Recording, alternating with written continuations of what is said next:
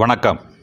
கடந்த 23/11/2024 சனிக்கிழமை காலை தஞ்சாவூர் தெற்கு வீதி ஜவுளி செட்டி தெரு அனைத்திந்திய வங்கி ஊழியர் சங்க கட்டடத்தில் தஞ்சாவூர் மாவட்ட மக்கள் சிந்தனை பேரவையின் சார்பில் மக்கள் சிந்தனை பேரவையின் மாநில துணைத் தலைவர் பேராசிரியர் கோ விஜயராமலிங்கம் ஐயா மற்றும் மக்கள் சிந்தனை பேரவையின் மாநில செயற்குழு உறுப்பினர் திருமிகு க அன்பழகன் ஆகியோரின் முயற்சியால் மக்கள் சிந்தனை பேரவையின் பொதுக்குழு உறுப்பினர் நல்லாசிரியர் இரா பன்னீர்செல்வம் அவர்கள் தலைமையில் மக்கள் மருத்துவர் ச மருதுதுரை அவர்கள் புதிய இந்தியாவை கட்டமைத்த பிரதமர் நேரு எனும் தலைப்பில் நிகழ்த்திய அற்புத பொழிவினை கேட்க தங்களை அன்போடு அழைக்கின்றேன். வாருங்கள்.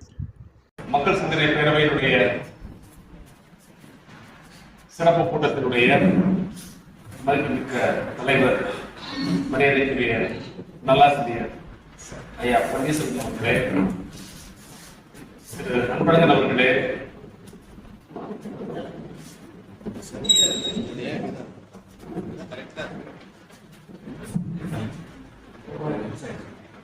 மரியாதைக்குரிய திரு விஜயராமலிங்கம் ஐயா அவர்களே, ஆண்டவர்களே, பெரியவர்களே, அன்பிற்கினிய தோழர் கௌதமன், ஜி ராஜேந்திரன், தனபால், எனது நண்பர்களே, மரியாதைக்குரிய வாழ்க்கை துணை டாக்டர் விஜயா அவர்களே, அனைவரையும் வணங்கி எனக்கு தரப்பட்ட இந்த அழைப்பை எனக்கு கிடைத்த மிகப்பெரிய மரியாதையாக நான் கொண்டாடி உங்கள் முன்னால் இருக்கிறேன். ஏனென்றால் நான் கடந்த ஞாயிறு அன்று அன்பு தம்பி பேராசிரியர் வாரி கூட வந்திருந்தார்கள். அவர்களது தந்தையார் பேராசிரியர் விருத்தாசனார் நினைவு 14ஆம் ஆண்டு சொற்பொழிவினை நான் கடந்த ஞாயிறு அன்று திருப்பூர் கல்லூரியிலே நான் ஆற்றிய போது 3 நாட்களுக்கு முன்னால் நாம் கடந்து சென்ற நவம்பர் 14 எவ்வாறு லே அவுட் டிசைன் செய்யப்பட்டு கடந்து சென்றது என்பதை நான் ஒரு சின்ன வருத்தத்தோடு பதிவு செய்கிறேன். ஆனால் ஒரு நேர்மையான வருத்தத்திற்கு இவ்வளவு பெரிய மரியாதை இருக்கும் என்பது மக்கள் சிந்தனை பேரவையினுடைய கவிஞர் ராமதாசன் வந்திருக்கிறார்கள். நவம்பர் 14 குழந்தைகள் தினம். நேரு மிகவும் நேசித்த குழந்தைகள் எவ்வாறெல்லாம் இன்று நம் கண் முன்னால் பாசத்தில் கொண்டு குவிக்கப்படுகிறார்கள் என்பதை ஒட்டித்தான் இந்த முறை அங்கு ஆரம்பிக்கப்பட்டது. சுதந்திரத்திற்கு பிந்தைய முதல் பிரதமராக பண்டிட் ஜவஹர்லால் நேரு பொறுப்பேற்றவுடன் பிரெஞ்சு தத்துவ ஆசிரியர், எழுத்தாளர், நோபல் பரிசு வென்ற ரோமரோலா நேருவை சந்தித்து கேட்கிறார், நீங்கள் எதை சாதிக்க இருக்கிறீர்கள் என்று கேட்கிறார். உங்கள் முன்னால் இருக்கும் சவால் எது என்று கேட்கிறார். அப்பொழுது பண்டிட் ஜவஹர்லால் நேரு உங்கள் பேசுகிற போது, I want to create a just country by just means. ஒரு நியாயமான நாட்டை நியாயமான வழிமுறைகளின் வழியாக நான் கட்டமைக்க விரும்புகிறேன் என்று நேரு சொன்னார். அது அவரது முதலாவது ஆசை.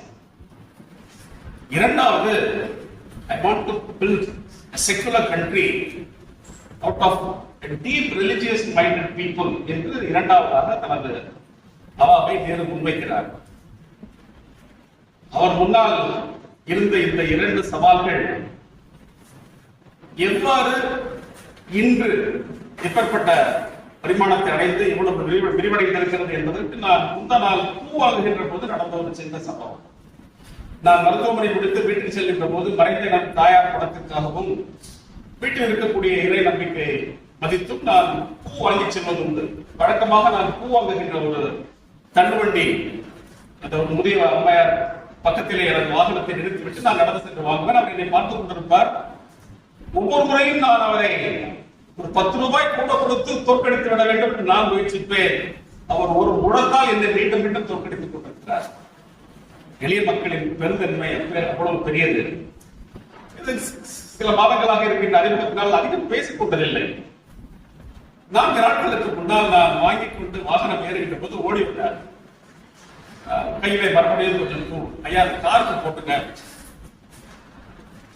அதை நான் ஏற்றுக்கொண்டேன். ஒன்று கேட்கலாமா ஐயா? சொல்லுங்கம்மா. இல்ல, நான் என் மகளை கஷ்டப்பட்டு கட்டி கொடுத்துட்டேன்.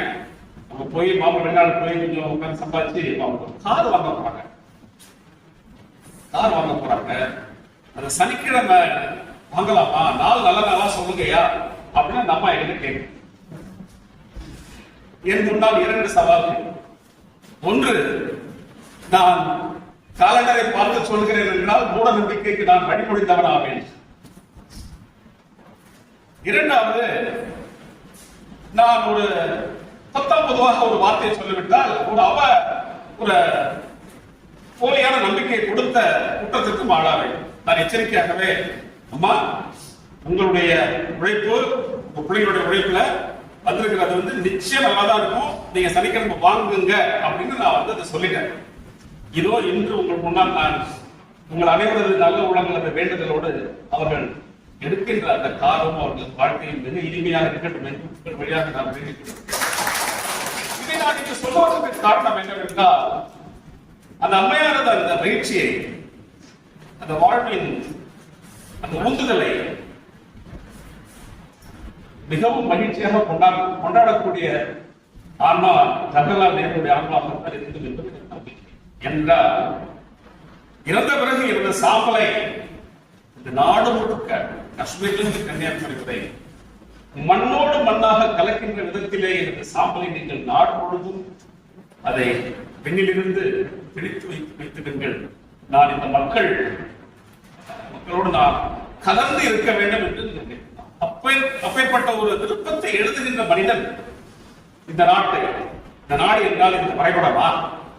இந்த நாட்டில் இருக்கின்ற கட்டடங்களா? நாடாளுமன்ற கட்டிடமா? பிரதமர் அலுவலகமா?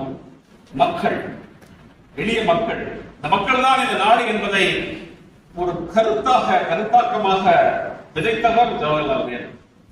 சில சாம்பலைக்கெல்லாம் இந்த கிளைகள் என்று சொன்ன அவர்கள் பிரியத்தை நான் அந்த அம்மாவிடம் சொல்லுகையில், நான் வீட்டுக்கு செல்கின்ற போது நான் மனதிற்குள் இயல்பாகவே இதை நான் நினைத்துக் கொண்டேன். இது ஒரு பதிவு. இன்னொரு பதிவு, நேரு என்னவாக இருக்கிறார், என்னவாக இருந்தார்? நான் 1965 பிறந்தேன். அவர் 64 மே 27 மறைந்தார். ஒரு நாள் கழித்து அடுத்த ஆண்டு நான் பிறந்தேன். எனது அத்தை மகன் பெயர் நேரு. எங்கள் தெருவில் இருக்கக்கூடிய மாமா என்று அழைக்கக்கூடிய வளர்ந்த இளைஞரது பெயர் நேரு. பள்ளிக்கூடத்திலே என்னுடைய வகுப்பு தோழரது பெயர் ஜவஹர். நான் மருத்துவக் கல்லூரியிலே படிக்கின்ற போது என்னுடைய வகுப்பு தோழர் பெயர் நேரு. நான் மருத்துவனாக இங்கு பணிபுரிந்த போது பொது மருத்துவத்துறை தலைவராக இருந்தவர் பெயர் நேரு. இது நமது தமிழ்நாட்டு அரசாங்கத்தினுடைய அமைச்சர் ஒருவரது பெயர் நேரு. அந்த நேரு இந்திய சிந்தனையை எவ்வளவு சொந்த கொண்டாட கூடிய ஒரு பெயராக அவர் நிலைத்திருந்தார் என்பதற்கு இதெல்லாம் பெரிய சான்று. நான் ஒரு மருத்துவனாக முத்துப்பேட்டையிலே 30 ஆண்டுகளுக்கு முன்னால் ஒரு நோயாளியை பார்க்கிறேன். பார்த்துவிட்டு மருந்து எழுதுவதற்காக அவரது பெயரை கேட்கிறேன். அவர் தனது பெயரை சொல்லுகிறார். நான் அதை ஜஹபர் அலி என்று நான் எழுதுகிறேன். அவர் அதை திருத்துகிறார். டாக்டர், என் பேரு ஜஹபர் அலி இல்ல, ஜவஹர் அலி என்கிறார். நான் ஆச்சரியப்பட்டு அவரை பார்த்து, ஜவஹர் அலியா என்று கேட்டேன். ஆம், எனது பேர் ஜவஹர் அலி என்கிறார். அவர் 1947 அந்த காலகட்டத்தில் பிறந்தவர். எப்படி உங்களுக்கு இந்த பெயரை? இது நான் எனது அம்மாவை நான் அவரிடம் கேட்கின்ற போது அவர் சொல்லுகிறார், எனது தந்தைக்கு மிகவும் ஆதர்சமான தலைவர் ஜவஹர்லால் நேரு. நாடு இரண்டாக பிளவுண்டதை எனது தந்தையால் ஏற்றுக்கொள்ள முடியவில்லை. நாடு பிளவுபடுவதற்கு முன்னால் நான் பிறந்தேன். அவரது வேண்டல், இந்த நாடு பிளவுபடக்கூடாது, நாம் அனைவரும் ஒன்றாக இருக்க வேண்டும் என்பதற்காகவே ஜவஹர்லால் நேரு பெயரையும் முகமது அலி ஜின்னா பெயரையும் எடுத்து எனக்கு ஜவஹர் அலி என்று பெயரிட்டார் என்று அவர் தந்தை சொன்னார். ஆக இந்திய சிந்தனை மரபுக்குள் நேரு எவ்வளவு வீரியமிக்க ஒரு ஆளுமையாக இருந்திருக்கிறார் என்பதற்கு இந்த இரண்டையும் நான் உருவாக பயணித்த இந்த வாழ்வில் வகித்துக் கொண்டவை. ரோமரோலாவிடம் அவர் சொல்லுகின்ற போது, நான் இந்த நாட்டை ஒரு நியாயமான நாடாக கட்டமைப்பேன் என்று அவர் சொல்லுகிறார். நியாயமான நாடாக அவர் கட்டமைக்க வேண்டும் என்ற அவரது அவாவை சில ஆண்டுகளுக்கு முன்னால் கடந்த ஒரு குழந்தைகள் தினத்தன்று நான் இந்த கவிதையை எழுதினேன். உங்களுக்கும் ஞாபகம் இருக்கலாம். ஆசிஃபா ஆசிஃபா, யாரப்பா அவள்? பாருங்கள் அவள் தோற்றம், நமக்கும் அவளுக்கும் தான் எத்தனை வேறுபாடு. என் மகளைப் போல இல்லை அவள், ஆகவே என் மகள் அல்ல அவள். அவள் ஊர் மலையும் முகடுமாள், எங்கள் ஊர் போல் வறண்ட வயல்கள் நிறைந்த ஊர் அல்ல அவள் ஊர். அவள் வேறு, நாம் வேறு. எங்கள் ஊரல்ல அவள், 5 வேளை தொழுபவனாமே அவள் அப்பன், தாடி வளர்ப்பவராமே அவர் குதிரை மேய்ப்பதாமே அவர்கள் தொழில். அவளும் நாங்களும் ஒன்றா. என் குலம் அல்ல அவள். கோவிலுக்குள் தானே உருக்குலைந்தாள். கதிரை குடித்த போதும் கண் திறவாதிருந்த கடவுள் சொல்லியிருக்கலாமோ? அவள் வேற்று மறந்தவள். அவள் எங்கள் நிறம் அல்ல, அவள் எங்கள் குடும்பம் அல்ல, அவள் எங்கள் ஊர் அல்ல, அவள் எங்கள் குலம் அல்ல என்றால் நான் உங்கள் நாடில்லையா என்று ஆசிபா கேட்டிருக்க மாட்டாளா? இது நான் நம்ம சம்பவத்தின் போது எழுதியிருக்கிறேன். இது நேரு உருவாக்க விரும்பிய just country by just means என்பதற்கு விடுக்கப்பட்ட மிக பெரும் நேரடி சவால் என்பதையே நான் இங்கே சொல்ல முற்படுகிறேன். இந்த நாடு சுதந்திரம் அடைந்த போது இருந்த மிக முக்கியமான சவால் என்னவென்றால், மத நம்பிக்கைக்கும் மத சார்பின்மைக்கும் தெளிவான வேறுபாடு என்பதை, எது எல்லைக்கோடு என்பதை வரையறுத்து மக்களுக்கு தெளிவுற சொல்ல முடியாத சூழல். காந்திக்கு இருந்த ஆழமான சமய நம்பிக்கை.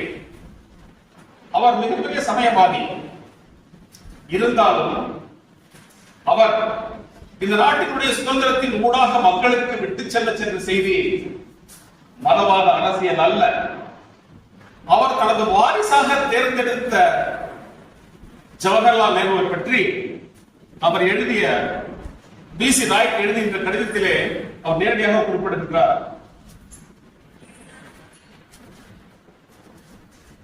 உங்களோடு பேசுவதற்காக நான் ஒரு 3 புத்தகங்களை கடந்த 3 நாளில் படித்து முடித்திருக்கிறேன்.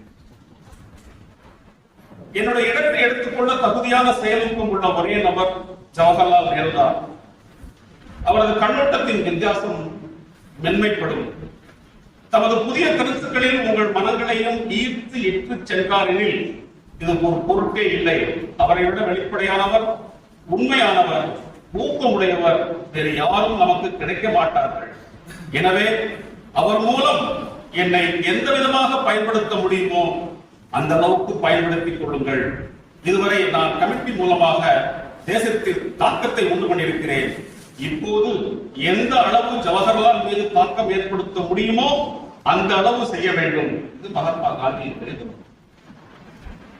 இது எப்படி வெளிப்பட்டது என்றால், ஜவஹர்லால் நேருவை ரோமரோலாவுக்கு காந்தி அவர்களே அறிமுகப்படுத்தி வைக்கிறார். மனைவி கமலாவை அழைத்துக் கொண்டு சுவிட்சர்லாந்துக்கு சிகிச்சைக்காக செல்கின்ற போது ஜெனீவாவிலே ரோமரோலாவை அவர் சென்று சந்திக்கிறார். ரோமரோலாவினுடைய 1915 அவர் நோபல் பரிசு பெற்றவர் ஆவார். காந்தியை பற்றி எழுதியிருக்கிறார், ராமகிருஷ்ண பரமஹம்சரை பற்றி எழுதியிருக்கிறார், விவேகானந்தரை பற்றி எழுதியிருக்கிறார். அவரது மிக முக்கியமான பதிவு என்னவென்றால்,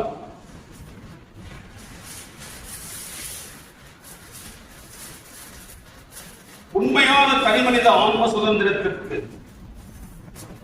ஒரே உத்தரவாதத்தை, தனிநபரின் ஒருங்கிணைந்த வளர்ச்சிக்கு ஒரே சாத்தியத்தை எது வழங்கும் என்று ரோமரோலா பரிந்துரைக்கிறார். அவரது ஆரம்பகால சிந்தனை ஒரு அறிவுஜீவி நடவடிக்கையிலிருந்து தன்னை விலக்கிக் கொண்டு முழுவதுமாக சிந்தையை மட்டுமே இயங்க வேண்டும். அவர் நடவடிக்கையில் ஈடுபடக்கூடாது. அப்பொழுதுதான் அவரால் தனது ஆன்ம சுதந்திரத்தை அடைய முடியும் என்று அவர் ஆரம்ப கட்டத்தில் எழுதியிருக்கிறார். ஒரு 30-40 ஆண்டுகளுக்கு பிறகு 1944 அவர் மறைகிறார். மறைவதற்கு 10 ஆண்டுகளுக்கு முன்னால் 15 ஆண்டுகளுக்கு முன்னால் பேசுகின்ற போது அவர் சொல்லுகிறார், உண்மையான தனி மனித ஆன்ம சுதந்திரத்திற்கு ஒரே உத்தரவாதத்தை, தனிநபரின் ஒருங்கிணைந்த வளர்ச்சிக்கு ஒரே சாத்தியத்தை சோசியலிசமும் கம்யூனிசமும் மட்டுமே பிரதிநிதித்துவப்படுத்துவதன் என்று மிகவும் ஆணித்தரமாக பதிவு செய்கிறார். நேரு மிகவும் ஆச்சரியப்பட்டு இந்த உரையாடலை தனக்குள் பதிவு செய்து கொள்கிறார். ஜவஹர்லால் நேருவினுடைய மிக முக்கியமான சாதனைகள் 4 என்று வகைப்படுத்தப்படுகிறது. நாடு சுதந்திரம் அடைந்த போது நாடு இருந்த நிலைமையை குறித்து தலைவர் அவர்கள் சொன்னார்கள். அன்று ஒரு சராசரி இந்தியனின் ஆயுள் 29 ஆண்டுகள். நாட்டிலே இருந்த ஜனத்தொகையில் 90% பேர் வறுமைக்கு கீழே உள்ளவர்கள், 10% பேர் தான் வறுமை கோட்டுக்கு மேலே உள்ளவர்கள். கல்வி கிடைக்கவே இல்லை. பஞ்சம், பசி, அமெரிக்காவில் இருந்து இறக்குமதி செய்யப்படுகின்ற தானமாக வழங்கப்படுகின்ற கோதுமைக்காகவும் எண்ணெய்க்காகவும் மக்கள் நீதி கோவில்களின் முன்னால், சர்ச்சுகளின் முன்னால் வரிசை கட்டி என்ற காட்சியை எல்லாம் பதிவு பார்க்கும் போது அந்த வறுமையில், பசி, பட்டினி இவற்றிலிருந்து நாடை கட்டமைத்து ஒரு வளர்ச்சி பெற்ற நாடாக உருவாக்குவதற்காக தன்னை எவ்வளவு நேரம் குறைத்துக் கொண்டார் என்பதை வல்லபாய் பட்டேலுடைய வார்த்தைகளிலேயே நாம் கேட்கலாம். நேருவின் உழைப்பும் தியாகமும் அளவிட முடியாதது. இந்த நாட்டிற்காகவும் மக்களின் உயர்வுக்காகவும் தன்னை ஒப்படைத்துக் கொண்டு உழைக்கின்ற உழைப்பின் காரணமாக தான் நேருவின் முகத்தில் முதுமை தட்டுவதை நான் பார்க்கிறேன் என்று வல்லபாய் பட்டேல் எழுதுகிறார். அவருடைய உழைப்பை நடத்தி நேருவிற்கு முதுமையை முன்கூட்டியே அறிவிக்கிறது என்று வல்லபாய் பட்டேல் எழுதுகிறார். நேருவினுடைய உழைப்பு அளவிட முடியாதது. அவரது மிக முக்கியமான பங்களிப்புகள் வறுமையிலிருந்து நாட்டை கட்டமைக்கின்ற போது அவர் முன்வைத்த திட்டங்களும் அதற்காக அவருடைய பங்களிப்பும் முதலாவதாக இந்திய நாட்டின் ஜனநாயகத்தை உறுதி செய்தது. ஜனநாயகப்படுத்தப்பட்ட அமைப்பை செழுமைப்படுத்தி அதை வளம் பெற செய்வதற்கு அவர் எவ்வளவு ஜனநாயகவாதியாக இருந்திருக்க வேண்டும் என்பதை நம்மால் புரிந்து கொள்ள முடியும். ஜனநாயக நிறுவனங்களை கட்டமைப்பதில் அவரது பங்களிப்பு அளவிட முடியாது. இந்த இடத்தில் ஒரு மிக முக்கியமான அம்சம், அவருக்கு அளப்பரிய அதிகாரம், தேர்தல் வெற்றி, பாப்புலாரிட்டி, மக்கள் மத்தியில் மிகப்பெரிய செல்வாக்கு யாவும் இருந்தும் அப்பொழுது சுதந்திரத்திற்கு கொஞ்ச நாட்களுக்கு முன்னால் கல்கத்தா பப்ளிகேஷன்ஸ் என்று சொல்லக்கூடிய வெளியீட்டகத்தில் இருந்து ஒரு பத்திரிகை, தி மாடர்ன் ரிவ்யூ என்கின்ற பத்திரிகை, அந்த பத்திரிகையிலேயே நேருவை பற்றி மிகவும் கடுமையாக சாடக்கூடிய ஒரு கட்டுரை வருகிறது. எப்படி சாடுகிறார்கள் என்றால், be wary of giving too many temptations to Nehru. நேருவிடம் எச்சரிக்கையாக இருங்கள், அவருக்கு அதிகமான தூண்டல்களை கொடுத்து விடாதீர்கள், அவருக்கு மிகப்பெரிய பாப்புலாரிட்டி இருக்கிறது, இந்த நாட்டிற்கு சீசர்கள் தேவையில்லை என்று நேருவை குறிப்பிட்டு ஒரு கட்டுரை வருகிறது. ஆச்சரியம் என்னவென்றால், சுதந்திரம் வந்த பிறகு அப்பொழுதுதான் தெரிய வருகிறது, அந்த கட்டுரையை எழுதியவரே ஜவஹர்லால் நேரு தான். தன்னை பற்றி தனக்கு விடுக்கின்ற எச்சரிக்கையாக அவரே ஒரு புனை பெயரில் ஒரு கட்டுரை எழுதுகிறார். நீ எச்சரிக்கையா இரு, நீ மிக மிக முக்கியமான பொறுப்புல இருக்க, உனக்கு அளவு கடந்த மக்கள் செல்வாக்கிற்கு அதிகாரம் கைக்கு வரலாம், ஆனால் நீ தவறிழைத்து விட்டால் இந்த நாட்டினுடைய ஜனநாயகம் பாதிக்கப்படும். காலனி ஆதிக்கத்திலிருந்து விடுதலை பெற்ற பல நாடுகள் நேருவை போல பிரதமராக பொறுப்பேற்ற பலரும் ஆப்பிரிக்காவிலே மற்ற நாடுகளிலே எல்லோரும் சர்வாதிகாரிகளாக மாறிய வரலாறு நமக்கு தெரியும். ஜனநாயகத்தை கட்டமைத்து ஜனநாயகம் தழைக்க செய்வதில் நேருவுக்கு இருந்த அர்ப்பணிப்பு என்பது அளவிட முடியாது. எதிர்க்கட்சி உறுப்பினர்களை பாராளுமன்றத்திலே அவர் பேச அனுமதிக்கின்ற அழகாகட்டும், அவர்களோடு உரையாடுவதாகட்டும், அவர் மீது வைக்கின்ற விமர்சனங்களை அவர் எதிர்கொள்கின்ற விதமாகட்டும், அதற்கு பதில் சொல்லுகின்ற முறையாகட்டும், காகிதங்களில் ஒரு முறை அவர்களை பாராளுமன்றத்தில் பேசுகிறார். பேசிய போது அன்று ரம்ஜான் மாலை 5 மணி 5:30 மணி அளவில் அந்த நோன்பு துறக்கிறதுக்காக போயிடுவாங்க இல்லையா? அப்போ பாராளுமன்றத்தில் நேரு எழுதி அனுப்புகிறார் காகிதங்களுக்கு, நான் நீங்கள் நோன்பு துறப்பதற்காக பாராளுமன்றத்திற்கு சென்றுவிட வேண்டாம், நீங்கள் நோன்பு துறப்பதற்காக எனது அறையில உங்களுக்கு எல்லா ஏற்பாடுகளும் செய்யப்பட்டிருக்கிறது, நீங்கள் நோன்பு துறந்து விட்டு பாராளுமன்றத்திற்கு நீங்கள் கேட்ட கேள்விக்கு நான் பதில் சொல்ல வேண்டும் என்று அவர் அதை முக்கியத்துவம் கொடுக்கிறார். அவரது அறையிலே பேரிச்சம்பழம், தண்ணீர் மற்றும் இதர ஏற்பாடு செய்து வைத்துவிட்டு அந்த செய்தியை சொல்லி அனுப்புகிறார். அவர் ஒரு முறை கொஞ்சம் அவர் அவரை பத்தி ஒரு விமர்சனம் கூட உண்டு, கொஞ்சம் ஷார்ட்டா கூட சில டைம் பேசிடுவாருன்னு சொல்லிட்டு இந்த முந்திரா வழக்குல ஊழல் அப்படின்னு சொல்லி ஒரு குற்றச்சாட்டு அந்த குற்றச்சாட்டுக்காக பதில் சொல்லுகின்ற நடவடிக்கை மேற்கொள்ளப்பட்ட போது மும்பை ஹைகோர்ட்டுடைய தலைமை நீதிபதியாக இருந்த MC சாவ்லா அவர் பெயரில் ஒரு கமிஷன் அமைக்கப்பட்டு அது அறிக்கை கொடுக்கின்றது. அறிக்கை கொடுப்பதை வைத்து ஓய்வு பெற்ற சுப்ரீம் கோர்ட் நீதிபதி விவியன் போஸ் என்பவரது தலைமையில் இதை விசாரிப்பதற்கும் ஒரு கமிட்டி அமைக்கப்படுகிறது. அதை விசாரிக்கின்ற விவியன் போஸ் என்ன சொல்லுகிறார், பத்திரிகையாளர் சந்திப்பில் கேட்கின்ற போது அந்த முந்த்ரா என்கின்ற தொழிலதிபர் காங்கிரஸ் கட்சிக்கு வங்கத்திலே 1.5 லட்சம் நிதி நன்கொடை வழங்கியிருக்கிறார், மத்திய கமிட்டிக்கும் 1 லட்சம் நன்கொடை வழங்கியிருக்கிறார், அதனால் இப்படி நடந்திருக்கலாம் என்கின்ற ஊகத்தை விவியன் போஸ் பத்திரிகையாளர்கள் சொல்லிவிடுகிறார். அதை பத்திரிகையாளர்கள் நேருவிடம் கேட்கிறார்கள். கேட்கின்ற போது நேருவுக்கு சட்டென எரிச்சல் என்ன சொல்கிறார், இது மிகவும் அதீதமான கற்பனை, 2.5 லட்சம் ரூபாய்க்காக இப்பேற்பட்ட ஒரு அவப்பெயருக்கு காங்கிரஸ் ஆளும் என்று சொல்லுகின்றவர் can't be an intelligent mind even though he is a Supreme Court judge என்று சொல்லியிருக்கிறார். he can't be an intelligent mind என்று சொன்ன வார்த்தை பார் கவுன்சிலில் மிகப்பெரிய விவாதத்துக்கு பொருளாகிறது. MC சார்லா என்ன பண்ணுகிறார், அவருடைய அறிக்கை வந்த பிறகு கோர்ட்ல இருந்து அவருடைய நேருக்கே ஒரு இது மாதிரி நீங்க ஒரு ஜட்ஜை நீங்க அவமதிச்சு சொல்லிட்டீங்க அப்படின்னு ஒரு கடிதம் வருது.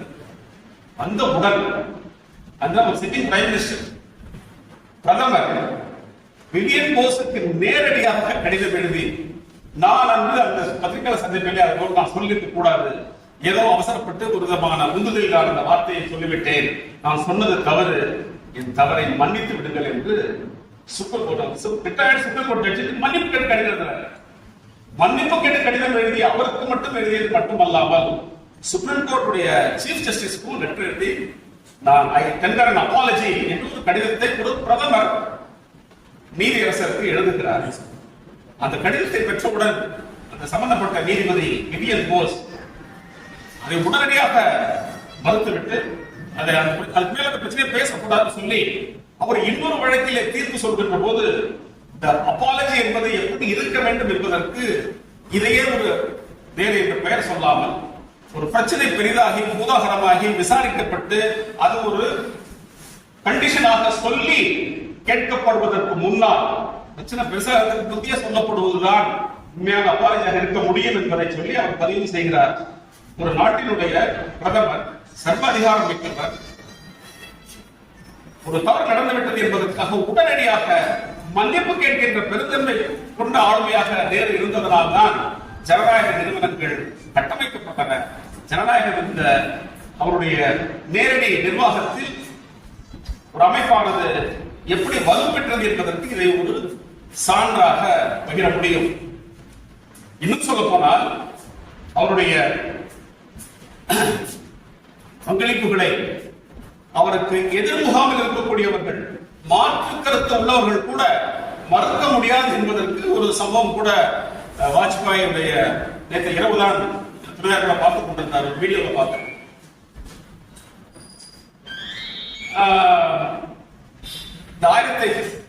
நரசிம்மராவ் பிரைம் மினிஸ்டரா இருக்கும்போது ஈவனுக்கு வந்து காஷ்மீர் விஷயம் பத்தி பேசுறதுக்காக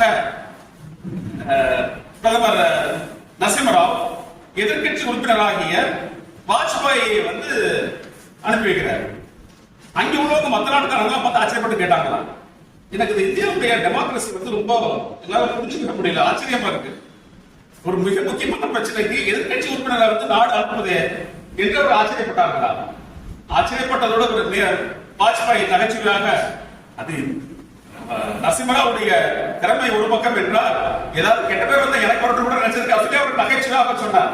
அந்த நகைச்சுவை போக அவர் சொன்னது இன்னொரு விஷயம் என்னவென்றால், ஜனதா கவர்மெண்ட் ஃபார்ம் ஆனதுக்கு அப்புறம் 77ல போஸ்ட் எமர்ஜென்சிக்கு அப்புறம் ஒரு எக்ஸ்டர்னல் அஃபேர்ஸ் மினிஸ்டரா வாஜ்பாய் வரார். அவர் பதவியேற்று விட்டு அந்த எக்ஸ்டர்னல் அஃபேர்ஸ் மினிஸ்ட்ரிக்கு வந்து போறார். போகும்போது அந்த அவையெல்லாம் பார்த்துட்டு அடுத்த நாள் ஆபீஸ்க்கு போயிடுறாரு. அடுத்த நாள் வந்து திருப்பி ஒரு குரூப் வரும்போது பார்த்தா முதல் நாள் அங்க இருந்த ஜவஹர்லால் நேருடைய படம் வந்து அகற்றப்பட்டிருக்கிறது. படத்தை காணவில்லை. வாஜ்பாய் அவங்க அதிகாரிகளை கூப்பிட்டு நேரு போட்டோ எங்க அப்படின்னு கேட்கிறாரு. உடனே அவங்க வந்து உடனே பதில் சொல்லாம அவங்க என்ன நினைச்சிட்டாங்க, எதிர் முகாமில் இருக்கிறவர் நேருடைய படம் தான் அவருக்கு பிடிக்காது, அதனால படத்தை எடுத்து அவர் நிறுத்திப்படுத்த அவர் வச்சுட்டு ரிமூவ் பண்ணிருக்காங்க. அவர் சட்டத்தை கோபம், உங்களுக்கு என்ன தெரியும், ஜவஹர்லால் நேருடைய பங்களிப்பு இந்த நாட்டை கட்டமைத்ததில், இந்திய வெளியுறவு கொள்கையை உருவாக்கியதில், அவர் விட்டு சென்ற லெகசி, அத்தனை இதையும் நாம் மறக்க முடியுமா? எப்படி நீங்கள் அந்த புகைப்படத்தை அகற்றுவதற்கு சென்றிருக்க, அதை உடனடியாக கொண்டு வந்து மீண்டும் அதை நிறுவுங்கள் என்று சொல்லி அதையும் அவர் வாஜ்பாய் பதிவு செய்தார். இதுதான் ஒரு ஜனநாயக நிறுவனத்தை கட்டமைப்பதில் நேரு எவ்வளவு அர்ப்பணிப்போடும் தன்னலமற்றும் தன்முனைப்பின்றியும் எல்லோருக்கும் வாய்ப்பளித்தும், இன்னும் சொல்ல போனால் அங்கிருந்த நாடாளுமன்ற எண்ணிக்கையில் இந்நாளுக்கு இவ்வளவு நேரம் ஒதுக்கப்பட வேண்டும் என்று கட்டாயம் கூட கிடையாது. ஆனால் அனைவருக்கும் வாய்ப்பளித்து அவர்களை பேச சொல்லி, மொழி ஒரு பிரச்சனையாக ஆன போது தமிழ்நாட்டிலிருந்து ஈவிகே சம்பத் அதை பேசிய போது அதற்கு ஜவஹர்லால் நேரு எழுதிய கடிதம் இருக்கிறது அல்லவா, அஷூரன்ஸ், எல்லாம் வரலாற்று ஆவணங்கள். ஒரு ஜனநாயகம் எப்படி கட்டமைக்கப்பட்டு இருக்கிறது, அதனுடைய மிக பெருமை மிக்க பங்குதாரர்கள் நாம், அவருடைய வாரிசுகள் நாம் என்பதை நாம் பெருமையோடு நினைத்துக் கொள்ள வேண்டும். அது ஜவஹர்லால் நேருடைய மிக மிக முக்கியமான பணியாகும். ஜனநாயக நிறுவனங்களை கட்டமைத்தது நம்ம முதலாவது. இரண்டாவதாக இந்த செக்குலர் என்கின்ற அந்த இந்திய தேசத்தின் அடையாளம். இதற்கு காரணம் என்னவென்றால், இந்திய மக்களுடைய பல்லாயிரக்கணக்கான ஆண்டுகளாக அவர்கள் சிந்தனையில் ஊறி திளைத்திருக்கிற சமய சார்பும் அவர்களது பழக்க வழக்கங்களும் 1930 நான் இன்று காலையில் அதை எழுதி வைத்தேன். 1930 நேரு அந்த அலகாபாத் இந்த மகாமேளா கும்பமேளா, மகாமேளா காட்சியை பார்க்கிறார். கங்கையில குடிக்கிறதுக்காக நாட்டில இருந்து பல இடங்கள்ல இருந்தும் நாடு முழுக்க ஆயிரக்கணக்கில் இத்தனை பேர் வந்து பங்கெடுக்கக்கூடிய காட்சியை பார்த்துட்டு அவர் தனக்குள்ள கேள்வி கேட்கிறார், ஒரு மதம் சார்ந்த இந்த செயலுக்காக இவ்வளவு தூரம் அவங்க வந்து பண்றாங்கல்ல, ஏன் தன்னுடைய சுய முன்னேற்றத்திற்காக, இந்த நாட்டினுடைய விடுதலைக்காக இவர்கள் ஏன் இந்த பங்களிப்பை தர தயங்குகிறார்கள்? அவர்களுக்குள் ஊறி இருக்கின்ற மத நம்பிக்கைகள் தான் காரணமா? அதனாலேயே அவர்களுக்கு இது போன்ற உழைப்புகள் எல்லாம் இல்லாமல் போய்விட்டதா? இதில் காட்டுகின்ற ஈடுபாட்டை சுய முன்னேற்றத்திலும் நாட்டினுடைய விடுதலையில் காட்டினால் எவ்வளவு நன்றாக இருக்கிறது சிந்திக்கிறார். எல்லாவற்றுக்கும் மேலாக மத அரசியல் எவ்வாறு இந்த நாட்டை பாதிக்கும் என்பதற்கு பிரிவினை ஒட்டி நடந்த நிகழ்வுகளும் பிரிவினை போது மட்டும் ஏற்பட்ட உயிரிழப்புகள் 10 லட்சத்திற்கும் மேல். இடம்பெயர்ந்த மக்களது எண்ணிக்கை 3 கோடிக்கும் மேல். எத்தனை கோடி சொத்துக்கள் சூறையாடப்பட்டன, அழிக்கப்பட்டன. மிக வலிமிகுந்த அந்த வரலாற்றை தன்னகத்தே நேரு மிக ஆழமாக பதிந்து கொண்டிருக்கிறார். அவர் பிரதமராக இருக்கின்ற போது இடதுசாரி இயக்கங்கள் மேற்கொண்ட இந்த ஆயுத போராட்டம் ஒரு பிரச்சனையாக இந்த நாட்டிலே பேசப்படுகின்ற போது பத்திரிகையாளர்கள் நேருடன் கேட்கிறார்கள், நீங்கள் இந்த நாட்டிற்கு மிகப்பெரிய அச்சுறுத்தலாக கருதுவது கம்யூனிசமா அல்லது மதவாத அரசியலா என்று கேட்கிறார்கள். நேரு முதலாவதாக பதில் சொல்லும் போது, இந்த கேள்வி ஒருத்தன் நீரில் மூழ்கி செத்து போகலாமா அல்லது மேலே செத்து போனால் எது மோசமானது என்று கேட்பது போல் இருக்கிறது என்று பதில் சொல்கிறார். மீண்டும் பத்திரிகையாளர் அவரை விடுவதாக இல்லை, நீங்கள் மிக முக்கியமான பிரச்சனையாக கருதுவது கம்யூனிசமா மதவாத அரசியலா என்று கேட்கின்ற போது சந்தேகத்துக்கு இடமில்லாமல் இந்த நாட்டின் மிகப்பெரிய ஆபத்து மதவாத அரசியல் தான் என்று ஜவஹர்லால் சொல்லுகிறார். சொல்லும்போது அவர் இன்னொன்று சொல்கிறார், காரணம் என்னவென்றால் மதம் வெகு எளிதில் மக்களை பிளவுபடுத்தி வன்முறை பக்கம் திருப்பி அழிவை நோக்கி இட்டு சென்றுவிடும் என்பதில் எனக்கு கெஞ்சிற்றும் சந்தேகம் கிடையாது. மதவாத அரசியலின் மிகப்பெரிய ஆபத்து என்று அவர் சொல்லுகிறார். இந்த செக்குலர் என்பதை கட்டமைப்பதற்காக அவர் எடுத்த முன்னெடுப்புகளும் அவர் எதிர்கொண்ட சவால்களும் அவரது அமைச்சரவையில் அவர் தனது எதிர்முகாமில் இருப்பவர்களையும் அமைச்சராக வைத்திருக்கிறார். ஏனென்றால் அவர் சொல்லுகிறார், இந்த தேசம் அனைவருக்குமானது, காங்கிரசுக்கு மட்டுமானது அல்ல, அவர்களையும் பங்கெடுக்க செய்ய வேண்டும் என்று ஷியாம் பிரசாத் முகர்ஜியை அமைச்சராக வைத்திருக்கிறார். ஆனால் சுதந்திரத்திற்கு பிறகு கூட தனது இல்லத்திலே இந்து மகாசபையினுடைய கொடியை தான் ஷியாம் பிரசாத் முகர்ஜி ஏற்றுகிறார், தேசிய கொடியை ஏற்றி வைப்பதில்லை என்ற தகவல் ஜவஹர்லால் நேருவுக்கு வருகிறது. அப்பொழுது ஜவஹர்லால் நேரு உடனடியாக ஷியாம் பிரசாத் முகர்ஜியை அமைச்சரவையிலிருந்து நீக்கவில்லை, அவரை அழைக்கிறார், பேசுகிறார். இந்த நாடு எப்பேற்பட்ட தத்துவத்தில் கட்டமைக்கப்பட வேண்டும், ஒவ்வொரு தனி கருத்து வேறுவாக இருக்கலாம், ஆனால் நாடு என்று வருகின்ற போது சார்பு இருப்பது ஆகாது என்று அவரோடு பேசுகிறார். அவர் மேற்கொண்ட உரையாடலில் அவர் வைத்திருந்த நம்பிக்கை, எதிராளியையும் சமமாக உட்கார வைத்து பேசுகின்ற நயம், தனது வாதங்களிலே இருக்கக்கூடிய தரவுகள். அப்பொழுது ஜனாதிபதியாக இருக்கின்ற ராஜேந்திர பிரசாத் அவர் 1958 ஆகஸ்ட் 9 தஞ்சாவூருக்கு வந்து தஞ்சாவூர் மருத்துவக் கல்லூரிக்கு அடிக்கல் நாட்டினார். நீங்கள் இப்போது கூட மருத்துவக் கல்லூரிக்கு சென்றால் அந்த போர்ட்டிகோல அந்த கல்வெட்டை பார்க்கலாம். ஃபவுண்டேஷன் வந்து ராஜேந்திர பிரசாத் வந்து நாட்டார். 1951 என்ன நடக்குது? வல்லபாய் பட்டேலுடைய முன்னெடுப்பில் தனியார்களிடமிருந்து நிதி பெறப்பட்டு நன்கொடை பெறப்பட்டு வரலாற்றிலே முகமது கஜனியுடைய படையெடுப்பின் அடையாளமாக தேர்ந்து கொண்ட சோமநாத் டெம்பிள் அது மீண்டும் புனரமைக்கப்பட வேண்டும், புனரமைக்கப்பட்டு திறக்கப்பட வேண்டும் என்பது வல்லபாய் பட்டேலுடைய முன்னெடுப்பு. ஆனால் அது திறக்கப்படுவதற்கு முன்னரே வல்லபாய் பட்டேல் இறந்து விடுகிறார். இறந்துவிட்ட பிறகு 1951 அந்த கோயிலை நிர்மாணித்தவர்கள் அதை பிரதிஷ்டை செய்ய வேண்டும் என்று ஜனாதிபதியாக இருக்கக்கூடிய ராஜேந்திர பிரசாத்திடம் வந்து நீங்கள் அந்த கோவில் பிரதிஷ்டை நிகழ்ச்சியில கலந்து கொள்ள வேண்டும் என்று சொல்கிறார்கள். இவர் என்ன பண்றாரு? அவங்ககிட்ட சரின்னு சொல்லிட்டு நேருவுக்கு கடிதம் எழுதுகிறார், நான் இதில் கலந்து கொள்ள வேண்டும் என்று. அப்பொழுது நேரு அவரோடு பேசுகிறார், தனி நபராக ஒரு பக்தராக நீங்கள் அந்த கோயிலுக்கு செல்வதில் எனக்கு எந்த விதமான ஆட்சேபனையும் இல்லை. ஆனால் இந்த நாட்டின் ஜனாதிபதியாக நீங்கள் ஒரு சார்பு நிலை எடுக்கின்ற போது அது விடுக்கின்ற செய்தி இந்த நாட்டிற்கு மிகப்பெரிய கெட்ட செய்தியாக இருக்கும், அதை நான் விரும்பவில்லை என்று சொல்லுகிறார். ஆனால் ராஜேந்திர பிரசாத் பிடிவாதம் பிடிக்கிறார். பிடிவாதம் பிடிப்பது மட்டுமல்லாமல் நன்கொடையாளர்கள் பிற ஏகப்பட்ட இடங்களிலிருந்து நேருக்கு அழுத்தம் வருகிறது. அணித்தரமாக நேரு சொல்லுகிறார், அவர் தனி மனிதனாக போவதில் எனக்கு எந்த ஆட்சேபனையும் இல்லை, ஜனாதிபதியாக போகக்கூடாதா என்பதுதான் எனது நிலை, அதுதான் எனது அரசின் நிலை என்று கூட சொல்லுகிறார். அதையும் கடந்து ராஜேந்திர பிரசாத் கலந்து கொண்டதும் உரை நிகழ்த்தியதும் வரலாறு. ஆனால் தனது நிலையை எடுத்துச் சொல்வதற்கு நேரு எவ்வளவு போராடி இருக்கிறார். இந்த மதச்சார்பற்ற செயல்பாடு வேண்டும், நமது நாட்டினுடைய எதிர்காலம் மதச்சார்பற்ற அரசியல் மீது இருக்க வேண்டும் என்பதில் அவர் காட்டிய அக்கறை மிக மிக பெரியது. அதற்கு மிக முக்கியமான காரணம் என்னவென்றால், நான் முதலே சொன்னது போல மதம் எது, மதச்சார்பின்மை எது என்கின்ற வரையறுக்கின்ற எல்லை கூடு துல்லியமாக இல்லை. பொதுமக்கள் வெளியிலும் பொது இடத்திலும் அதை தெளிவுற சொல்லுகின்ற ஆளுமைகள் இன்று வரை நமது சமுதாயத்தில் இல்லை என்பதுதான் மிகப்பெரிய குறைபாடாகும். ஒருவரது இல்லத்திலே நீங்கள் மேற்கொள்ளுகின்ற நம்பிக்கைகள், பின்பற்றுகின்ற நம்பிக்கைகள், மேற்கொள்கின்ற வணக்க முறைகள் யாரும் எதுவும் கேள்வி கேட்க போவது இல்லை.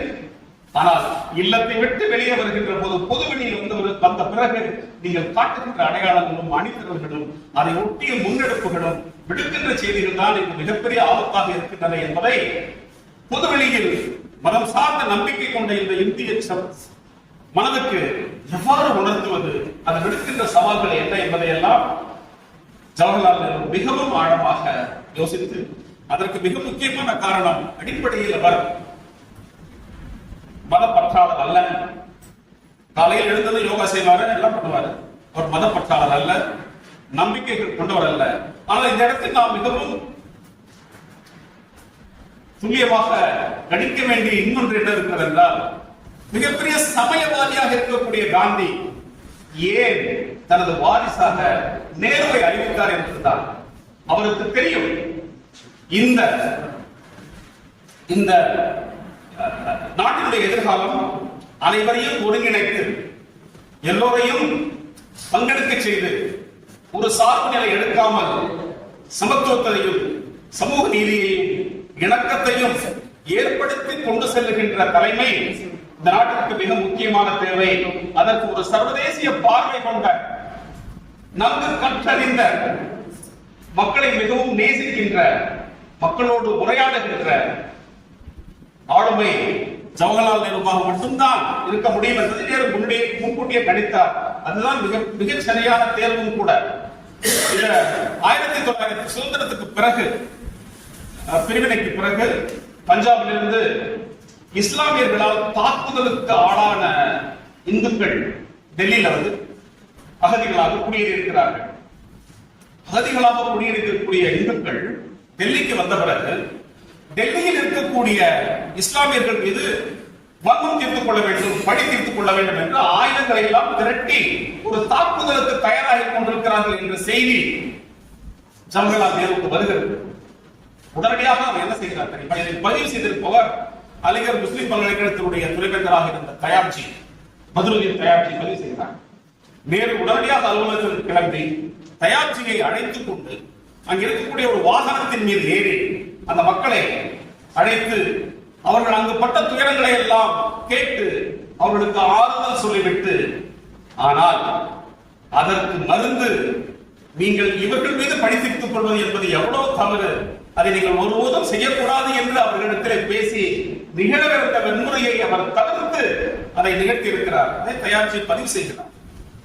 இந்த தேசம் எதிர்கொண்டு இருக்கக்கூடிய மிக முக்கியமான ஆபத்து, மிகப்பெரிய ஆபத்து, மதச்சார்பான அரசியலும் மதச்சார்பு கொண்ட அணுகுமுறையும் மக்களை பிளவுபடுத்தும் மிகப்பெரிய காயங்களை மக்கள் மனதிலே உருவாக்கும். அது வரக்கூடாது என்று ஜவஹர்லால் நேரு அவர்கள் சிந்தித்து, இந்த செக்யுலர் கண்ட்ரி மொத்தம் ரிலிஜியஸ் மைண்ட், அதை நான் எப்படி கட்டமைக்கப் போகிறேன், அதுதான் நான் எதிர்கொள்கின்ற மிக முக்கியமான சவால் என்று ரோமரோலாவிடம் சொல்லுகின்ற அந்த வார்த்தையினுடைய உள்ளடக்கம் ஆழ்ந்த ஆய்வுக்கு எடுத்துக் கொள்ளத்தக்கது. நாம் அங்கிருந்து கற்றுக்கொள்ள வேண்டியது நிறைய இருக்கிறது.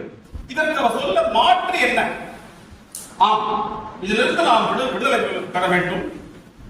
அதற்கு அவர் சொன்ன வாசகம், politics and religion are obsolete. The time has come for science and spirituality. அவர் மதத்தை நிராகரிக்கிறார், ஆன்மீகத்தை தூக்கி பிடிக்கிறார். சயின்ஸ் அண்ட் ஸ்பிரிச்சுவாலிட்டி என்று சொல்லுகிறார். நேருவினுடைய மிக முக்கியமான பங்களிப்பு இந்திய சிந்தனைக்கு சயின்டிபிக் டெம்பர் என்கின்ற phrase was coined by Jawaharlal Nehru. பிரபல்யப்படுத்தப்பட்டதும் மக்கள் மனதிலே ஆழ பதிய செய்ததும் ஜவஹர்லால் நேருவினுடைய பங்களிப்பாகும்.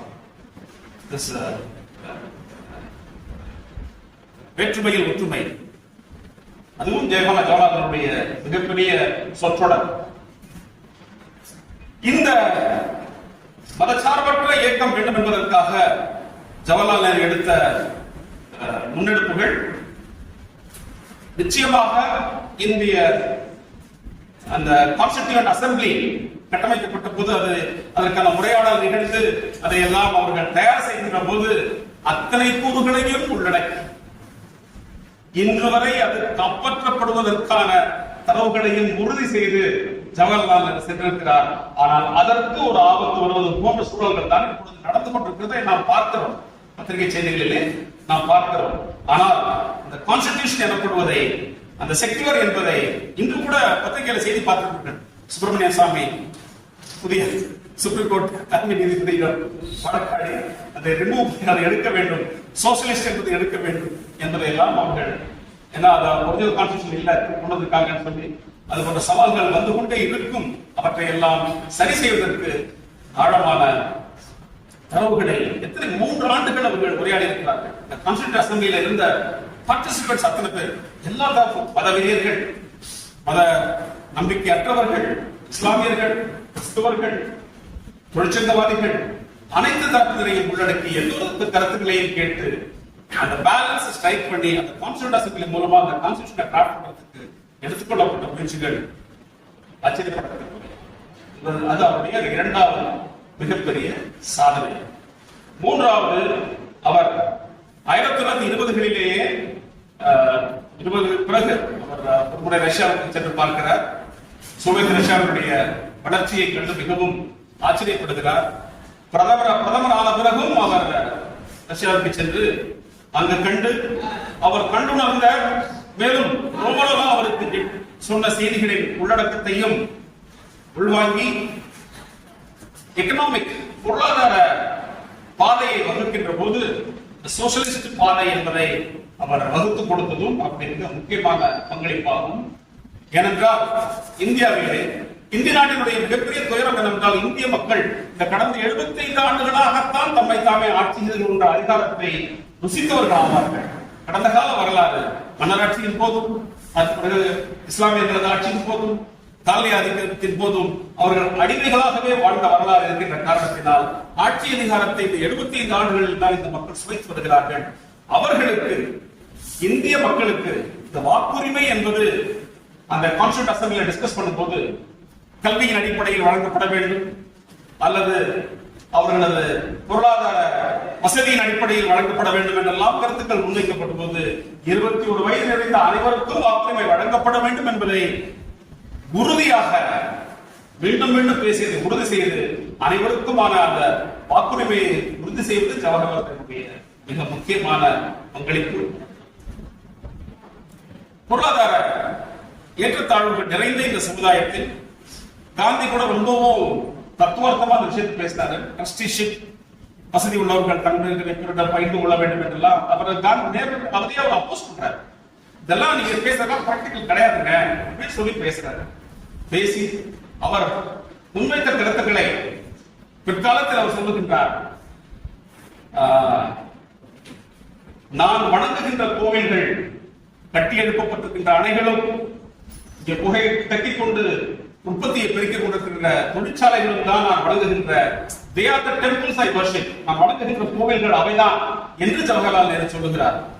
பொருளாதாரத்தை, அதுவும் கூட்டுறவு பொருளாதாரத்தை சோசியலிச பாதையில் முன்னெடுத்து இந்த நாட்டில் அனைவருக்கும் அனைத்தும் கிடைக்க வேண்டும் என்கின்ற உயரிய கனவை முன்வைத்து அதற்கான பாதையை எடுத்து தந்தவரும் ஜவஹர்லால் நேரு.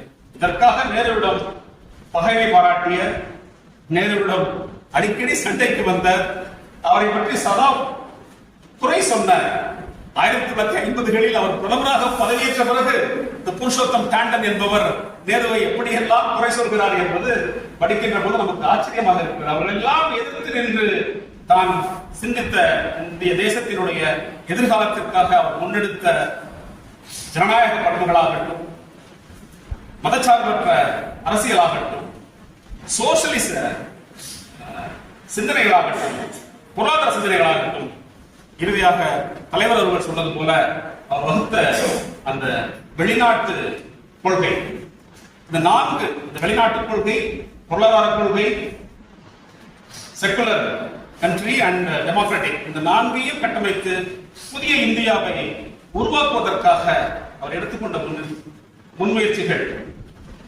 அணிசேரா தத்துவம் என்பது முன்வைக்கப்பட்டது. அப்போ உலகம் இரண்டு துருவங்களாக பிளவுபட்டு நிற்கிறது. ஒரு பக்கம் சோவியத் ரஷ்யா, இன்னொரு பக்கம் அமெரிக்கா. இந்த பக்கம் இருக்கிற அந்த பக்கம் இருக்கிற போது பிளாட்டோ ஒரு இடத்துல சொல்வார், ஒரு மன்னன் எப்படி இருக்க வேண்டும் என்றால் he should be a philosopher king என்று சொல்கிறார். மன்னன் philosopher king, அவன் மன்னன் மட்டுமல்ல, அவன் ஒரு பெரிய தத்துவ ஞானியாக இருக்க வேண்டும். அது இந்த கிரேக்க வரலாற்றிலே மார்க்கஸ் அரேலியஸ் ஒரு மிகப்பெரிய தத்துவ அறிஞராக ஒரு மன்னராக வாழ்ந்த வரலாறு உண்டு. மார்க்கஸ் அரேலியஸ் போல பிளேட்டோ வகுத்த அந்த பிலாசபர் கிங் எனப்படுவதற்கு பொருந்துகின்ற இலக்கணத்தோடு ஆட்சி தந்த தலைமை ஜவஹர்லால் நேருடைய தலைமை. ஒருமுறை என்ன ஆகிறது, ஐசன்ஹோவர் அமெரிக்க ஜனாதிபதியாக இருக்கின்றார். அவருடைய வெளிநாட்டு செயலர் ஜான் ஃப்ராஸ்ட் டல்லஸ் என்கின்ற வெளிநாட்டு செயலர் ஒருமுறை நேருவிடம் மிகவும் அவர் அமெரிக்கர்களுக்கே உரித்தான அந்த உடல் மொழி, அந்த வாய்மொழி, what is this non-alignment movement? Are you with us or are you against us என்று கேட்கிறார். நீங்கள் எங்களோடு இருக்கிறீர்களா, எங்களுக்கு எதிராக இருக்கிறீர்களா என்ற கேள்வி. Are you with us or against us? Nehru சொன்ன ஒற்றை பதில் எஸ்.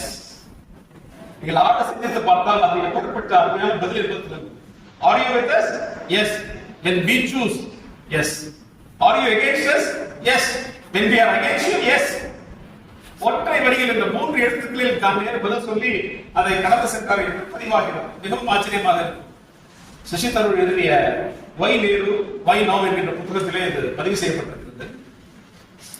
அந்த அணிசாரா கொள்கை என்பது 1980களுக்கு பிறகு அது மாற வேண்டிய சூழல் வந்தது.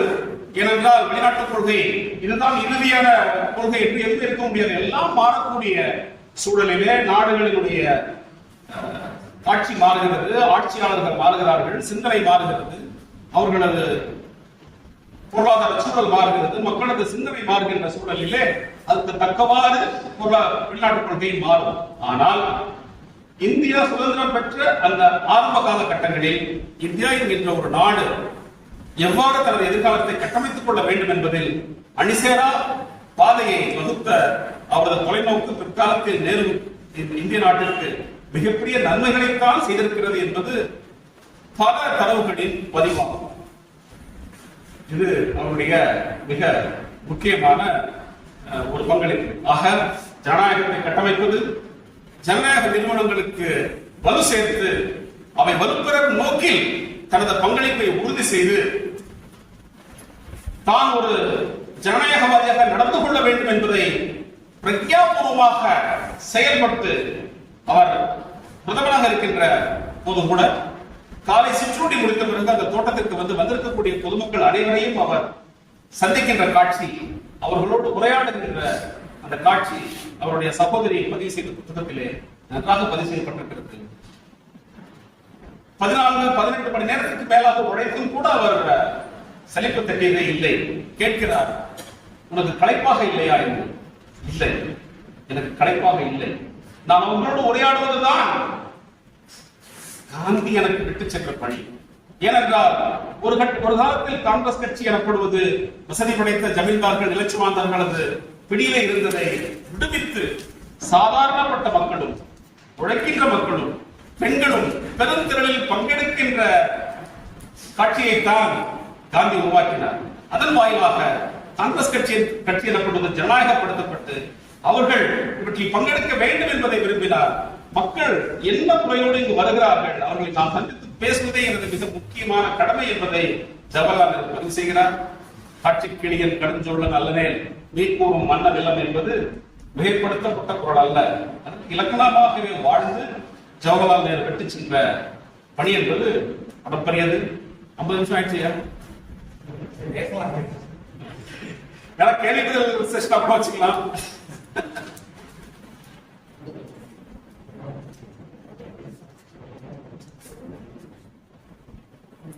அவருக்கு ஒரு மிக முக்கியமான ஒரு இது இருக்கு. நேரு பதிவு பண்றாரு, கடந்த நூற்றாண்டுகளின் அறிவு மட்டுமல்ல பைத்தியக்காரத்தனமும் நம்மிடம் வெளிப்படுகின்றன வாரிசாக இருப்பது ஆபத்தானது என்று நேரு சொல்கிறார். இந்த நீட்சியனுடைய கூற்று. ஏனென்றால் இந்திய அந்த இந்து சமய பழக்க வழக்கங்கள் ஒருமுறை பிரதமராக இருக்கின்ற போது பசுவதை தடுப்பு சட்டத்தை இயற்ற வேண்டும் என்று முன்மொழியப்படுகிறது. எதிர்க்கிறார், கூடாது, இது வேண்டாம் என்று சொல்லுகிறார். அவர் வேண்டாம் என்று மறுக்கின்ற காட்சியும் சுவாமி விவேகானந்தர் வாழ்க்கையில நிகழ்ந்த ஒரு சம்பவம் மிகவும் பொருந்தக்கூடியது. ஒருமுறை சுவாமி விவேகானந்தர் அவர் அறையில உட்கார்ந்து படித்துக் கொண்டிருக்கிறார். அந்த இந்து அமைப்பிலிருந்து வந்த இளைஞர்கள் ஊட்டியில் ஏற்றி வருகிறார்கள். விவேகானந்தரிடம் வந்து நன்கொடை கேட்கிறார்கள். எதற்கு நன்கொடை என்று கேட்கிறார். பசு பாதுகாப்பு. அதற்காக பசு பாதுகாப்பா? வங்கத்தில் மிகப்பெரிய பஞ்சம் நடந்து பஞ்சம், மக்கள் பட்டியல் வாடிக்கொண்டிருக்கிறார்கள். பஞ்சத்தில் வாடி உயிரிழந்து கொண்டிருக்கிற மக்களுக்கு உதவி செய்வீர்களா, பசுக்களை பாதுகாப்பீர்களா என்று விவேகானந்தர் கேட்கிறார். இந்து தர்மத்தின்படி பசுக்கள் பாதுகாக்கப்படுவது வேண்டியது மிக முக்கியமான கடமை அல்லவா என்று வாதிடுகிறார்கள். பசியால் வாடுகின்ற மனிதன் தான் எனக்கு ஈஸ்வர சுருதியாக தெரிகிறார்.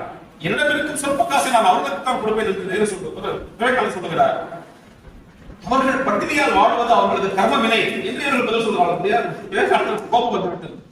மக்கள் பட்டினியால் வாடுவது அவர்களது கர்ம வினை என்றால் உனது மாடுகள் மாடுகளாக பிறந்தது அவர்களது கர்ம வினை. நான் என்னிடம் இருக்கும் காசை அவர்களுக்கு தான் கொடுப்பேன் போடி என்று மிரட்டுகிறார். இந்த சிந்தனை ஜவஹர்லால் நேருவினுடைய அந்த பசுவதை தடுப்பு சட்டத்தை வேண்டாம் என்று சொல்கின்ற போது அவருடைய கருத்திலே வெளிப்படுகிறது. ஒரு அறிவியல் பூர்வமான பரந்துபட்ட சர்வதேசிய அனைவரையும் உள்ளடக்கிய சமத்துவத்தை விரும்புகின்ற சமாதானத்தை நேசிக்கின்ற எல்லோரையும் ஒன்றாக வாழ்கின்ற வேறுபாடுகள் அற்ற அறிவியல் பூர்வமான ஆய்ந்தறிந்த அறிவுபூர்வமான பார்வை என்பதனால்தான் நேருவை பற்றி சொல்லுகின்ற போது அவருடைய தனிப்பட்ட குணங்கள் மிக மிக முக்கியம், மிக மிக முக்கியம். இந்த காலத்தில் நாம் புதியதாக சுதந்திரம் வாங்கி அது ஒரு நேசன்ட் டெமோக்ரசி, அப்பதான் பூத்த டெமோக்ரசி. அப்ப அந்த மொழி பிரச்சனை வரும்போது கூட சொல்றாரு, மொழி என்பது ஒரு மலர் மலர்வது போல் இருக்க வேண்டும். நீங்க அதை வந்து வளர்ச்சி குளிர்ச்சி திருச்சி எல்லாம் நீங்க வந்து மலர செய்து விட முடியாது, அதுக்கு இயல்பாக விட வேண்டும் என்று அவர் சொல்லுகிறார். 1900 அவர் பிரதமராகி அந்த காமன்வெல்த் நாடுகளை எல்லாம் பிரதமர்களை எல்லாம் அழைத்து அந்த இங்கிலாந்து ராணி அந்த கரோனேஷன் நிகழ்ச்சிக்காக அழைக்கப்பட்ட போதுதான் முதலாக பிபிசி வந்து ஜவஹர்லால் நேரு ஒரு டெலிவிஷன் இன்டர்வியூ எடுக்கிறார். இன்டர்வியூ கூட நீங்க வீட்டுக்குள்ள போய் பாருங்க, ரொம்ப நல்லா. இந்த நிகழ்ச்சிக்காக நான் 2-3 முறை பார்த்தேன். அந்த பத்திரிகையாளர்கள் அந்த இருந்த மிக முக்கியமான பத்திரிகையாளர்கள் ஆசிரியர்கள் எல்லாம் உட்கார்ந்து நேருவிடம் கேள்வி கேட்கிறார்கள். நாங்க இவ்வளவு அநீதி செஞ்சோமே, பிரிட்டிஷ் சுதந்திரம் வழங்குறாங்க, இவ்வளவு அநீதி செஞ்சோமே, உங்களுக்கு எங்கள் மீது கோபம் இல்லையா, எப்படி எங்களை மன்னித்தீர்கள் என்று கேள்வி கேட்கிறார். அப்பொழுது ஜவஹர்லால் நேரு சொல்லுகிறார், இந்த தேசத்தை இன்றும் ஆண்டு கொண்டிருப்பவர் காந்திதான் என்று சொல்லுகிறார். காந்தியினுடைய சிந்தனையே எங்களை வழிநடத்துகிறது. அவர் எதிராளியை தண்டிப்பதல்ல அவர் மனப்பான்மை என்று நேரு பதில் சொல்லுகிறார். Politically we have advanced, built up a good democratic structure. இது ஜவஹர்லாலுடைய நேரடி பதில். ஆனால் இன்னும் நாங்கள் நிறைய செய்ய வேண்டியிருக்கிறது. எக்கானமி அந்த பஞ்சத்தெல்லாம் மீட்டு இப்ப கொஞ்சம் அந்த பசுமை புரட்சி எல்லாம் உள்ள உருவாக்கி அவருடைய உருவாக்கிய பொதுத்துறை நிறுவனங்கள் இருக்கு இல்லையா, 252 பொதுத்துறை நிறுவனங்கள் உருவாக்கி இருக்கிறார். 252. அதுலயும் கோபண்ணா எழுதிய மாமனிதர் நேரு புத்தகம் அருமையான, அதுல இருந்து ஒரு முக்கியமான தரவு ONGC அதுக்காக மேற்கொள்ளப்படுகின்ற ரிக்கிங் நடக்குது இல்லையா, முதல்ல இந்த ரிக்கிங் நடக்கும் போது அவர் அப்டேட் கேட்டே இருக்காரு. செய்திகள் வந்து கொண்டிருக்கின்றன, ஆல்மோஸ்ட் ரீச் பண்ணியாச்சு, நமக்கு வந்து we are going to strike it, we are going to get oil அப்படிங்கிற செய்தி வருது. நேரு வந்து ரொம்ப பரவசமாயி அந்த இடத்துக்கே போயிடுறாரு. போய் அந்த மெஷின் ரிக் பண்ணி அது வெளியில எடுக்கும் போது அது வந்து கரியறிகிற அந்த எண்ணெயை வந்து அவருடைய ஷெர்வானி மேல பண்ணுது, அழுக்காய். அப்படியே தொட்டு பார்த்தா முகத்துல வளர்ச்சி சந்தோஷம். என்ன சொல்கிறார் என்றால், இதே உடையோடு தான் நாளை நான் பார்லிமெண்ட்டுக்கு போக போகிறேன், இந்த நாட்டு தன்னிறை அடைந்து கொண்டிருக்கிறது என்பதை இதையே சாட்சியாக வைத்து நான் பேசப் போகிறேன் என்று அவர் மிகவும் உணர்ச்சி பூர்வமாக அந்த செய்தியை பகிர்ந்து கொள்கிறார். பாபா அட்டாமிக் ரிசர்ச் சென்டர் உருவாவதாகட்டும், ONGC உருவாகட்டும், பிலாய் அயன்ஓர் ஃபேக்டரி உருவாவாகட்டும், எல்லாவற்றிலும் அறிவியலை கொண்டு வந்து தளமமைத்து கொடுத்து எல்லா நாடுகளுக்கும் சென்று பேசி இந்த நாட்டை கட்டி வைப்பதற்காக நேரு சிந்திய வியர்வையும் அவர் கொண்ட தொலைநோக்கு பார்வையும் நம்மை பெருமைப்படத்தக்க குடிமக்களாகத்தான் நம்மை இந்த காலகட்டத்தில் நிறுத்தி இருக்கிறது.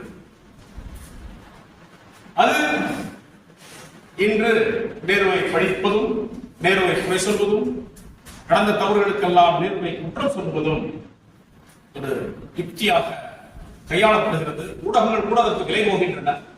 சீர்தூக்கி பார்த்து உண்மையை பகிர வேண்டிய கடமையை மக்கள் சிந்தனை பேரவை போன்ற அமைப்புகளுக்கும் உங்களை போன்ற பெரியவர்களுக்கும் தான் அந்த கடமை இருக்கிறது என்பதை நீங்கள் இங்கே கூடியிருப்பது எனக்கு சான்று பகர்கிறது. ஒரே ஒரு முக்கியமான செய்தியை மட்டும் நான் இங்கு உங்களோட பகிர்ந்து கொள்ள ஆசைப்படுகிறேன்.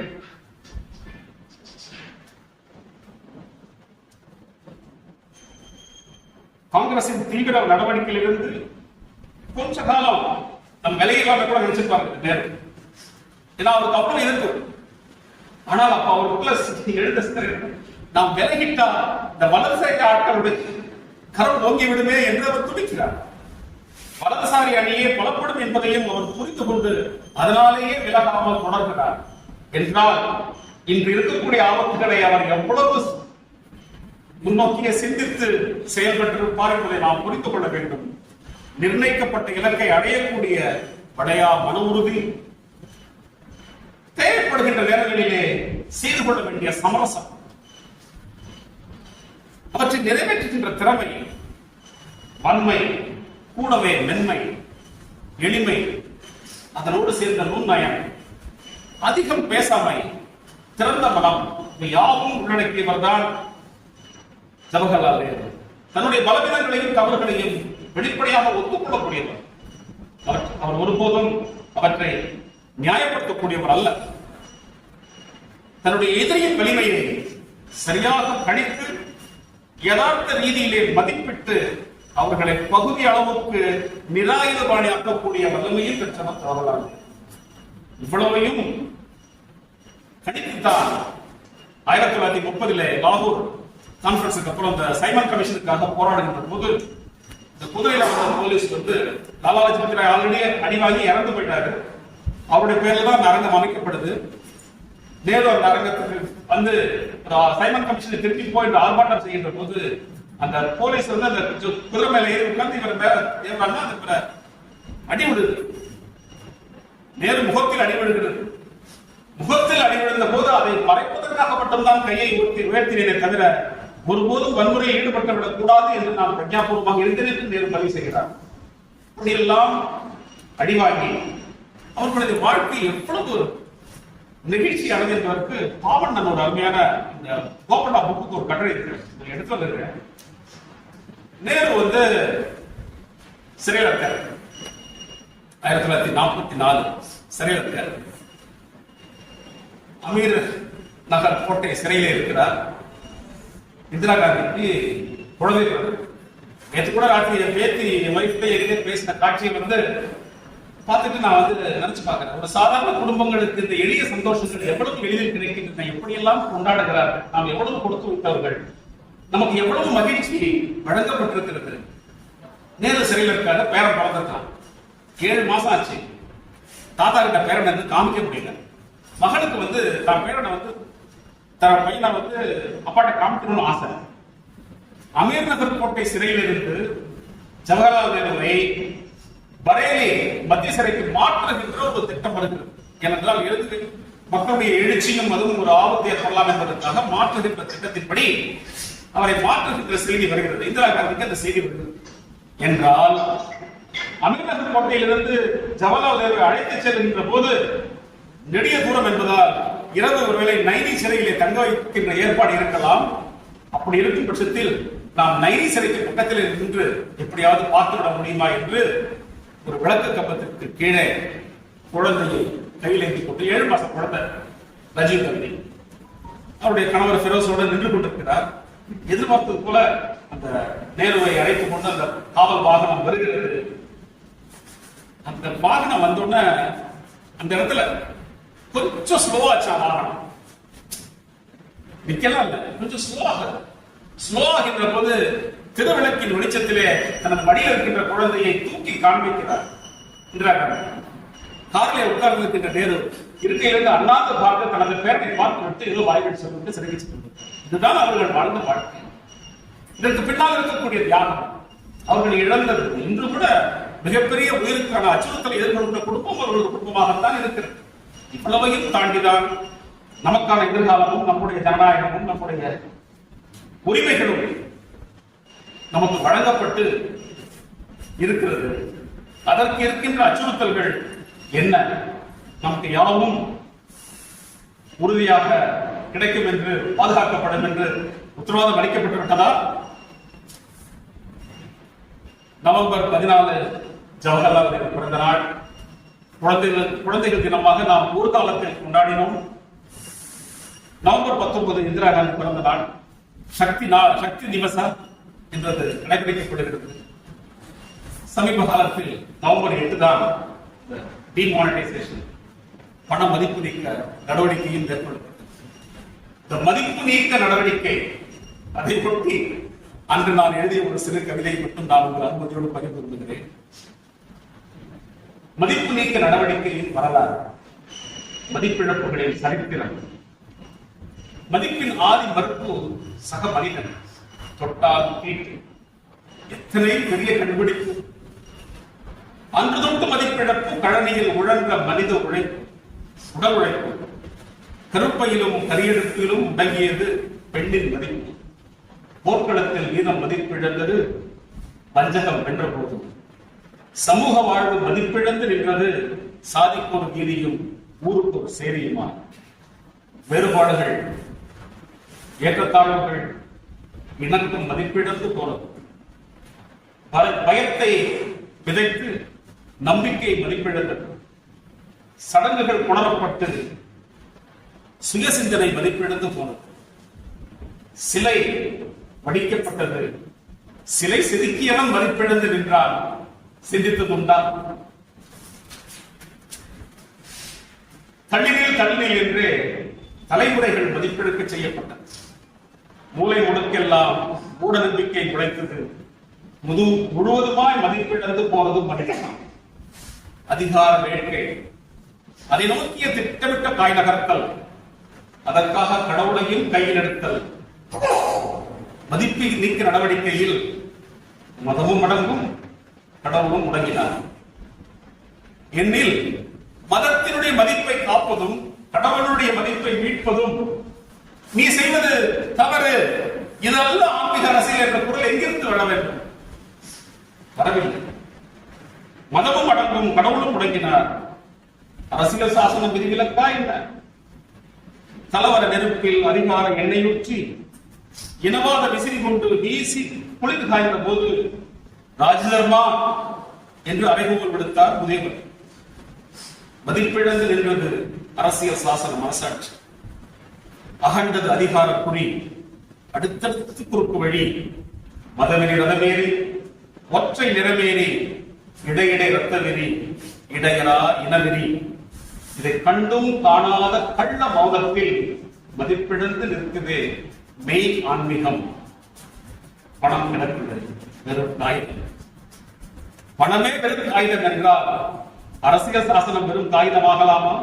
அதுதான் நாம் எதிர்கொள்கின்ற மிக முக்கியமான சவால் என்று சொல்லி நேரு அவருக்கான ஒரு சிலையை, ஒரு புகைப்படத்தை வைத்து திறந்து மாலையிட்டு நினைவுகொள்வது போன்ற சடங்குகளை அல்லாமல் நேருடைய உழைப்பும் அவருடைய சிந்தனையும் அவருடைய தொலைநோக்கும் இந்த நாட்டின் மீது வைத்திருந்த அளப்பரிய அன்பும் அவரது கனவும் நம்மை எப்படி வழிநடத்த வேண்டும் என்கின்ற வகையிலே இந்த நிகழ்ச்சியை ஏற்பாடு செய்த மக்கள் நன்றியை சொல்லி விடைபெறுகிறேன். நன்றி.